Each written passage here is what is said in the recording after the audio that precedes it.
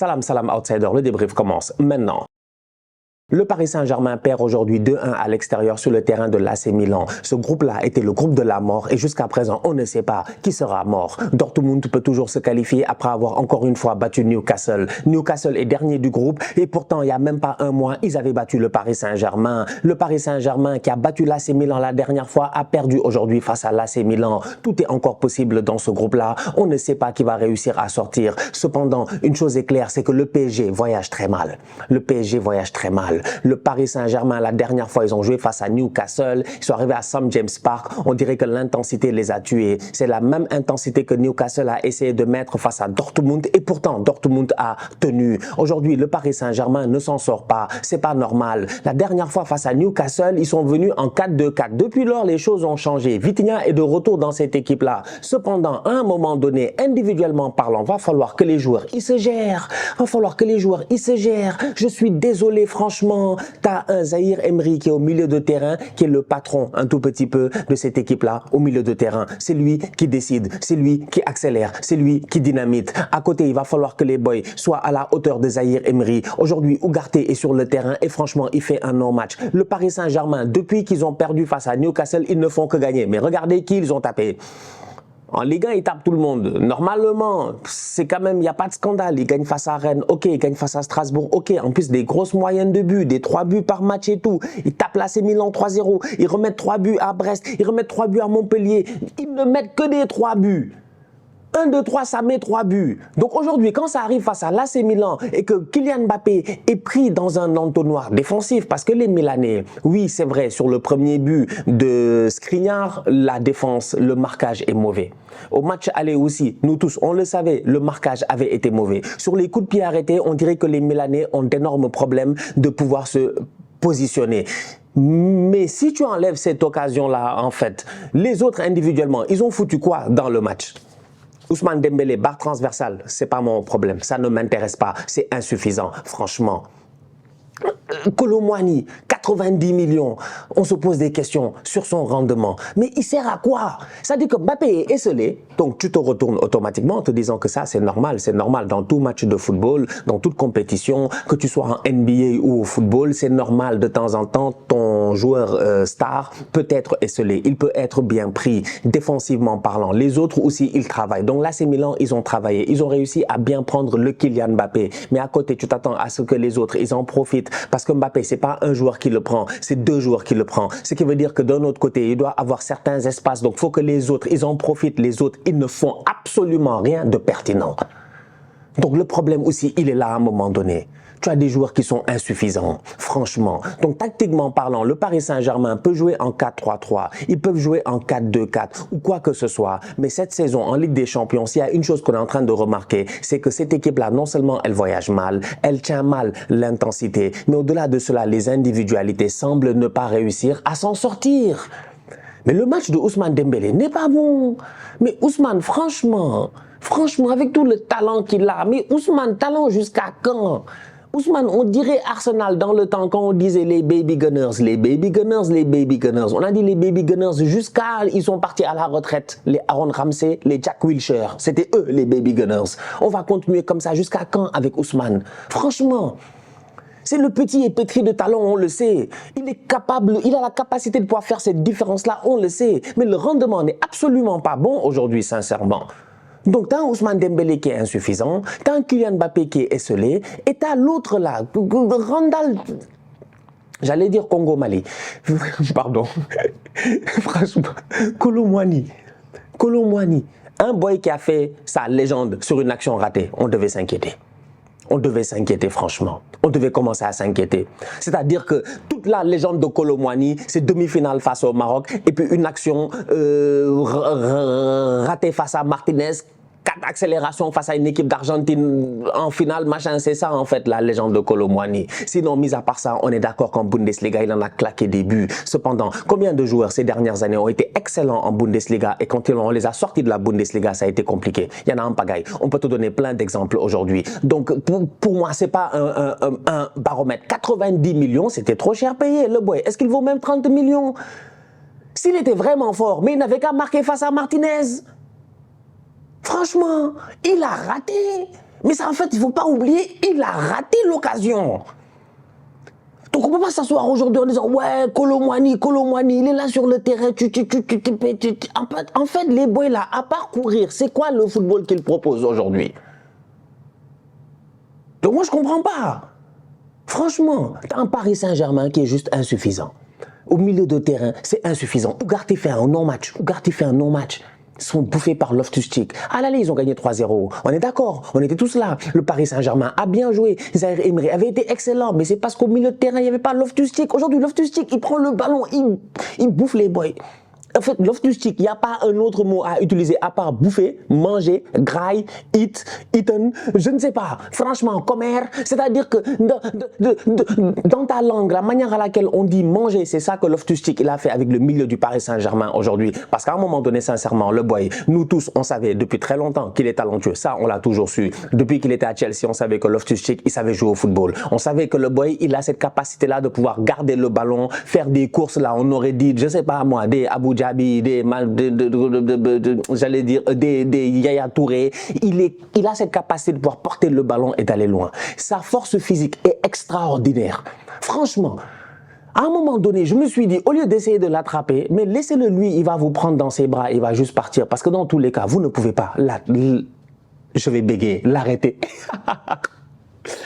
Mais c'est à vous, lui. Le Loftus. Tu vois Zahir Emery qui essaie de... Allez, viens, Zahir, il est là. Ugarte, il est là. Le Skriniar, il est venu, il a essayé de faire ça. Les gars ont tout fait pour faire tomber le Loftus-Cheek. Il a été exceptionnel aujourd'hui. Au milieu de terrain, Paris n'a jamais réussi à mettre l'intensité qu'il fallait face à ce milieu de l'AC Milan-là. C'est pas normal. Reijnder, si je me trompe pas, faut que j'apprenne à dire son nom, ce petit-là, parce qu'il a été très pertinent aujourd'hui, même si c'est vrai qu'il est un tout petit peu critiqué. Reijnders a été très bon aujourd'hui au milieu de terrain. Lui aussi, il a été pertinent. En fait, la bataille du milieu de terrain est très importante en Ligue des Champions et le Paris Saint-Germain, quand ils perdent des matchs, souvent ça se joue au milieu de terrain et sur une non-présence offensive de certains joueurs. Franchement, ils n'ont pas été bons. Mbappé est scellé, tu t'attends automatiquement à ce que les autres quand même ils réussissent à faire quelque chose. Et malheureusement aujourd'hui, Kolo Muani, under the level. Ousmane Dembélé, under the level. Ugarte, je ne sais pas ce qui s'est passé, il s'est fait bouffer pendant tout le match. Vitinha, ça a été compliqué. Il n'arrivait pas à trouver les bonnes passes, souvent des mauvaises passes, etc. Lucas Hernandez aussi, ça a été un peu difficile. De l'autre côté, Léao les a fatigués. En fait, il y a un chantier en ce moment, on en est tous conscients en fait, ça il ne faut pas l'oublier, il y a un chantier pour Luis Enrique. Donc il y a une partie logique qui doit te dire qu'il faut faire abstraction du fait que tout le monde s'attend à ce que le Paris Saint-Germain échoue encore en Ligue des Champions et que ce soit normal. Non, cette année c'est différent. Cette année s'ils échouent, on sait que normalement, il y a un travail qui doit être fait et que Luis Enrique est en train d'essayer de travailler pour peut-être d'ici l'année prochaine, l'équipe soit solide d'ici un projet de 1 an, 2 ans. En fait, il n'y a personne qui gagne la Ligue des Champions en 1 an. Ça n'arrive pas. Mais ça n'arrive jamais. Il n'y a que des intérims. Franchement, des Tourelle, des Di Matteo, des gars, ils arrivent en janvier, out of nowhere, et toujours c'est à Chelsea, ils gagnent la Ligue des Champions. Mais il n'y a personne qui arrive en 1 an et gagne la Ligue des Champions. Sinon, peut-être Zidane. Voilà, avec des générations extraordinaires. Mais sinon, quand tu vois le Paris Saint-Germain, là, tu sais qu'ils ont besoin de temps. Donc, il faut être patient. Pour moi, toutes ces défaites-là, c'est normal. Hein? Que tu tapes Strasbourg, tout ça, etc. en championnat, c'est normal. Mais quand tu arrives face à l'AC Milan, à l'extérieur, et que les gars, ils ont préparé leur match, ils sont dos au mur, ils savent que s'ils perdent, ils vont se faire éliminer et qu'ils n'ont pas le droit de se faire éliminer, ils sortent une performance solide. Tu as un Pulisic qui est très, très actif. Tu as un milieu de terrain qui est très bon. Tu as un Olivier Giroud qui est très bon en pivot. Tu as un Léao qui est excellent d'ailleurs. Un Léao qui a juste été excellent aujourd'hui, sensationnel. Dès le début du match, dès ses prises de balle, tu sentais qu'aujourd'hui, il a dit qu'il est chez lui. Il a dit qu'il est chez lui. D'ailleurs, il marque, il parle à son public, il leur dit de se taire, je comprends pas. Donc bref, un Léao qui a été très bon, mais vraiment très très bon. Il a réussi à faire la différence plusieurs fois. Il a réussi à garder le ballon quand il le fallait. Calabria, sa projection et tous les courses en profondeur. Il y a eu énormément d'efforts physiques de la part des Milanais aujourd'hui. Mike Maignan a tenu défensivement. Les autres aussi, les Tomori et tout, les erreurs qu'ils ont eu à faire lors du match aller, ils les ont pas faites. Le Milan a fait un match cette fois-ci sérieux. Ils ont fait un match sérieux. Le Paris Saint-Germain est venu. Il y a eu ce problème-là avec Kylian Mbappé qui ne fait pas un match extraordinaire. Mais bon, que veux-tu? De temps en temps aussi, les gars, ils te fatiguent, ils réussissent à te tenir. Mais à côté, quand les autres, ils se gèrent pas, tu vas aller où? Voilà, résultat, 2-1 pour l'AC Milan et le groupe est relancé. Je vous l'ai dit, on ne sait pas qui va sortir du groupe de la mort. Qui sortira vivant de ce groupe? Dortmund a gagné face à Newcastle, Dortmund a repris la tête de ce groupe-là et finalement quand tu regardes aujourd'hui la suite des résultats, tu as envie de dire que l'AC Milan, ce premier match-là où face à Newcastle, Nick Pope avait été élu homme du match, il avait fait des arrêts extraordinaires, exceptionnels Nick Pope, il avait réussi à écœurer les Milanais. Les Milanais doivent avoir des regrets aujourd'hui, ils doivent se poser certaines questions parce qu'aujourd'hui si tu regardes leur situation dans le groupe, tu te dis 3 points de plus et peut-être que l'AC Milan était posé. C'est pour dire à quel point le Paris Saint-Germain ne fait pas la campagne de Ligue des Champions qu'on attendait. Ça aussi, c'est un fait qu'on ne peut pas enlever. Il faut le prendre froidement aussi. La campagne de Ligue des Champions du Paris Saint-Germain, pour le moment, elle n'est pas exceptionnelle.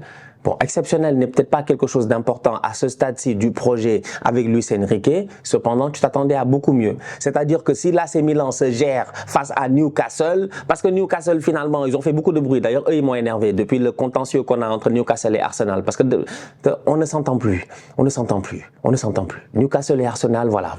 Vous, les supporters du Paris Saint-Germain, de l'AC Milan, qui regardez ce débrief, vous en avez rien à faire. Mais sachez que ce week-end, il y a eu des problèmes en Première Ligue. De sérieux problèmes. Tout le monde est en train d'attaquer mon coach. Ils attaquent tous Arteta. Ils attaquent tous Arteta parce qu'il a speak son mind, parce qu'il a dit ce qu'il pensait. Aujourd'hui, on a des problèmes avec Newcastle. Bref, cette équipe de tocards de Newcastle, je suis bien heureux pour eux. Ils se sont fait taper par Dortmund. Tant mieux. Mais ils ont fatigué tout le monde. Ils ont fatigué tout le monde dans ce groupe. Parce que quand tu y repenses, l'AC Milan aurait pu avoir 3 points de plus quand tu repenses à ce premier match-là qui a fini 0-0. Donc l'AC Milan qui n'avait pas marqué de but jusqu'à présent aussi a enfin réussi à claquer des buts. Et c'est là où je me dis que l'impact de certains joueurs est important. Olivier Giroud est un joueur qui est vieux, mais franchement, il est pertinent. Plus il vieillit, plus il devient pertinent. C'est qu'à un moment donné même, je pense qu'il va falloir qu'avec Wilou, on se pose et on fasse une vidéo sur les gars qui, plus ils vieillissent, plus ils deviennent forts. Et les gars, plus ils vieillissent, plus ils deviennent forts, en fait, tu vois. Giroud, tu sais qu'il est de plus en plus lent, ses réflexes sont de plus en plus peut-être moins vifs, mais il réussit quand même à toujours être bien positionné là où il faut, à être ce support-là quand tu as besoin d'un 1-2 et d'un pivot. Franchement, il est pertinent. Leao aussi, aujourd'hui, top performance de sa part. Il claque enfin un premier but en Ligue des Champions cette saison. Donc du coup, on peut dire que la machine milanaise est peut-être lancée. Ça leur a pris du temps, mais j'ai hâte de voir comment cette équipe de Pioli-là va s'en sortir. Surtout qu'apparemment, Zlatan Ibrahimovic arrive dans l'organigramme de l'AC Milan. Ah oui, c'est la nouvelle du jour. Il paraît que Zlatan arrive. Et moi, j'ai hâte de voir Zlatan. C'est que Zlatan est anti-tocard. Vous-même, vous savez que Zlatan, lui, il fait partie de la team no tocard. Donc, il se pourrait que les Milanais, à la fin de la journée, ils réussissent à se sortir de ce groupe-là. En tout cas, il reste 2 journées de Ligue des Champions. Tout est encore possible. Rapidement, avant de finir le débrief, pour revenir sur le cas Ousmane Dembélé. Les passes décisives, c'est bien. Mais un tout petit peu de décisivité, ce serait bien. C'est-à-dire que là, sans le mot passe, juste le mot décisif, ce serait bien. Mais décisif dans les buts. Voilà. Je sais pas si ça fait du sens en fait. Mais comme je dis à chaque fois, je regarde Ousmane, je me dis, mais Ousmane, quand il prend le ballon, il ramasse 1 joueur, 2 joueurs, il perd ses tout. Tu te dis, ah, il y a moyen là maintenant, il va frapper. Non, malheureusement, il glisse. Il glisse tout le temps. Il n'y a que Ousmane qui glisse des fois, tu ne comprends pas. Il glisse. Après, tu te dis non, là, il y a moyen, il frappe transversal, machin, etc. C'est-à-dire qu'il y a toujours cette... Dans la course de Dembélé, tu as 2 secondes où tu te dis, ouais, il a fait la différence, effectivement. Mais après, tu arrives à la fin de l'action. Donc, tu arrives à l'épilogue et tu es comme, qu'est-ce qui va se passer?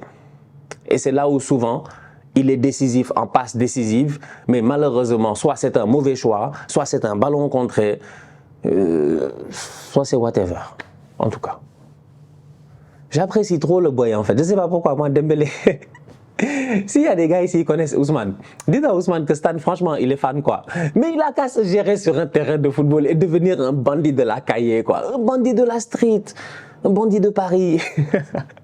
En tout cas, Ousmane doit mieux faire. La famille, on se capte très bientôt pour une nouvelle vidéo. D'ici là, on continue à liker, on continue à partager, on s'abonne, on s'abonne, on s'abonne. On est ensemble, on reste en santé. C'est le plus important. Tous outsiders.